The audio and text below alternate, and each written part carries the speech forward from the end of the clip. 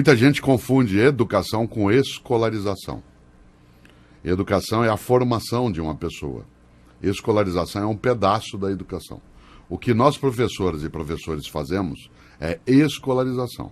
Outro dia, num debate, um pai me perguntava: professor, o que é que a família pode fazer para ajudar a escola na educação dos nossos filhos? E eu disse: olha, pai, há uma inversão na tua questão. Não é a família que ajuda a escola na educação dos teus filhos, é o contrário. É a escola que ajuda a tua família na educação dos teus filhos, fazendo escolarização. Você tem uma, duas crianças, e os tem durante 24 horas por dia e espera até o fim da tua vida. Nós as temos 30, 40 numa sala de aula durante 4 horas. Se você supõe que tendo só duas, né, você tem dificuldade de fazer, imagine se nós, né, com um conjunto de crianças, conseguiríamos substituir o que é a tarefa da família. Por isso, assim como hoje tem o personal trainer, assim como tem o personal stylist, para ajudar a pessoa a se vestir, alguns acham que tem personal father e personal mother. Isto é, gente que substitui o pai e a mãe nisso. Não. A tarefa de educação dos filhos é da família em primeiro lugar e do poder público de forma secundária. A escola faz escolarização.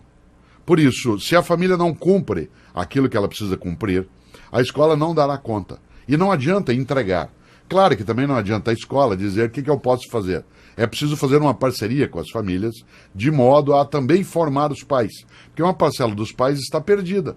Ela não sabe que tem. Ela vive uma situação de submissão com os filhos. Te dou um exemplo banal. Aliás, eu falava isso hoje num comentário na rádio, ao vivo em São Paulo, pelo telefone. Você imagine, quando eu era menino, e eu não estou querendo falar do passado para voltar a ele, mas ter algumas referências. Quando eu era menino, que eu chegava no restaurante, né, com o pai e a mãe, meu pai dizia assim: Mário, sente-se. Essa era a frase. E eu sentava.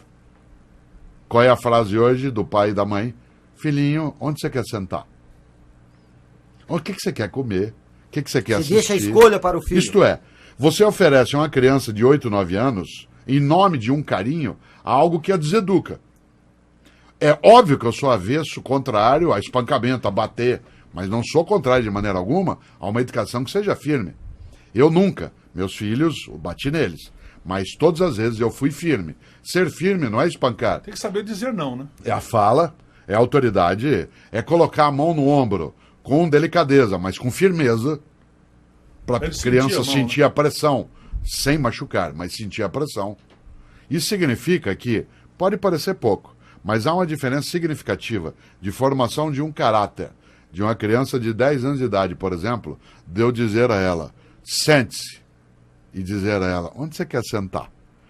Só o modo de eu dizer a segunda frase, que parece carinhosa, ela não é carinhosa, ela é acovardada.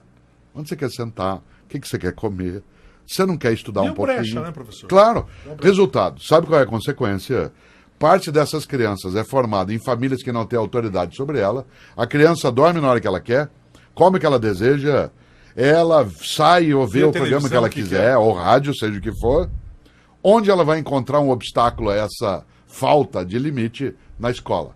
Quando ela entra na sala de aula, nós falamos assim: cadê o material? Fez a tarefa? Cadê? Guarda esse telefone, joga fora esse chiclete. Sabe o que eles fazem? Parte para cima de nós. Nós nunca tivemos tantos casos de violência de aluno contra professor quanto que nós estamos tendo atualmente. Por quê? Porque nós somos o primeiro adulto no dia a dia de algumas crianças que decide exercer sobre ela a autoridade. A autoridade não é autoritarismo. A autoridade é a responsabilidade com o mando. Essa autoridade tem que ser exercida. Resultado: você sabe que tem pai ou mãe que vem até a escola pública ou privada reclamar conosco porque nós demos falta para um menino que não foi. Aliás, a pergunta já me foi feita várias vezes na vida: o senhor reprova por falta? Eu falo: jamais. Quem se reprova por falta é quem falta. Eu só dou falta para quem falta. Sim. Como eu só dou falta para quem falta e quem faltou não fui eu nunca reprovei por falta. Tem pai ou mãe que vai lá e reclama que a gente dá tarefa pro aluno. Nós estamos formando, e isso precisa cuidado, nós estamos formando uma geração um pouco mais fraca, que não pega no serviço. Né? A gente está formando gente, como a gente diz no interior, que não pega no breu. Uma pergunta que os pais se fazem quase que diariamente diante da falta de ética no nosso país e do crescimento também nas pessoas dessa falta de ética: o cara se coloca diante de uma triste realidade. Eu preciso ensinar para o meu filho ser ético, respeitar os limites.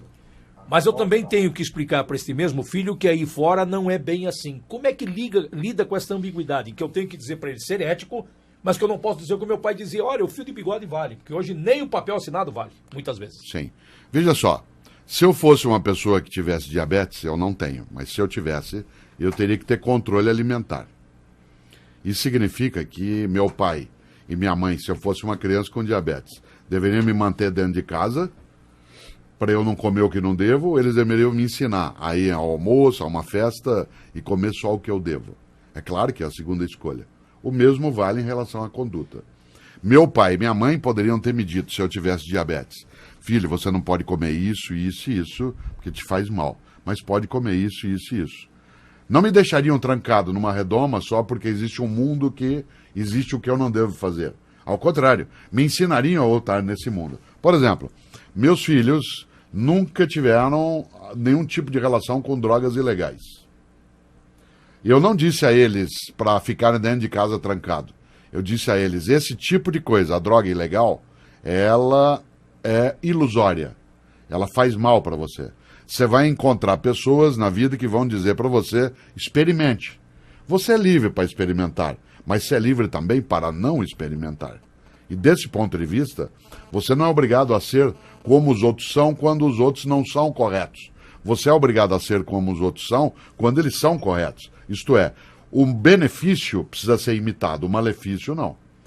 Eu, pai, não devo de maneira alguma deixar meu filho supor que o mundo é só um mundo de bondade. Mas eu também não tenho que colocá-lo escondido fora desse mundo. Ao contrário, tem que dizer, aqui está, a escolha é tua. Você pode escolher errado, mas não escolha. Porque se você escolher errado, isso fará mal a você e às pessoas que estão contigo.